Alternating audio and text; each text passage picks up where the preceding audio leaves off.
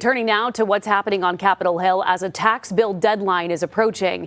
This morning on 2 News, Oklahoma Senator James Lankford joins us live. Senator Lankford, we want to thank you for your time with us this morning. We want to get right into President Trump's big, beautiful bill moving through Congress. I know you're trying to get it over the finish line before 4th of July, but Republicans facing a few recent hurdles. The CBO says this bill would impact millions, potentially losing health insurance. Explain to us how this bill will help hardworking Oklahomans. Yeah, glad to. Good to get a chance to visit with you again. This bill we've worked on literally for a couple of years now, thinking through the process on it. Our taxes expire at the end of this year. So if we do nothing right now, every single American, every single Oklahoman will have their taxes increase next year. So we've got to avoid that major tax increase. We're also working on some areas on Medicaid, as you mentioned before. It's been interesting. CBO, this scorekeeper that's in Washington, D.C., has said that 10 million people will lose Medicaid. What they don't tell is the rest of the story. We're actually putting a work authorization and a work requirement on Medicaid, just like we have on the other social safety nets. So those folks aren't losing health care. If you read the rest of the story, they're actually transitioning from Medicaid to employer-provided health care.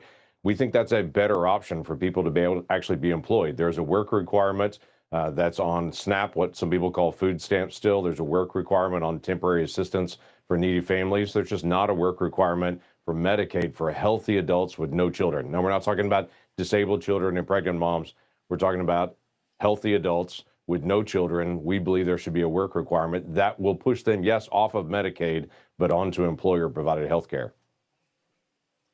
To get that bill to be put forward on July 4th. I know you're working really hard on that.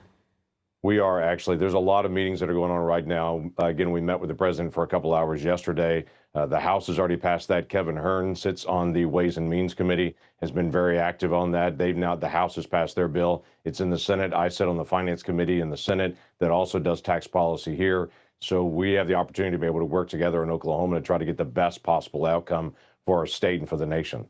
Senator Lankford, I know you're working around the clock, and we really appreciate your time. Before you go, I hear you've got a little bit of a wager ahead of tonight's Thunder game. I got to hear about it.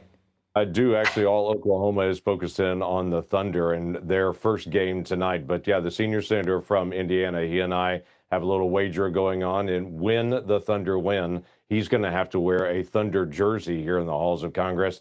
If the Pacers were to win, which they're not, I would have to wear the Pacers jersey walking around the halls of Congress. So we've got just a little friendly wager going on, and it's been interesting to hear the banter around the halls of Congress. As you can imagine, with 50 states here, there's lots of folks from Indiana and Oklahoma still walking the halls and a little bit of noise in the hallways getting ready for tonight's game. I love that. Senator Lankford, when the Thunder win. Can I get a thunder up before you go? Absolutely, you can. Thunder up. Let's go. All right, Senator Lankford, thank you so much for your time. Stick with 2 News. We'll be right back after this.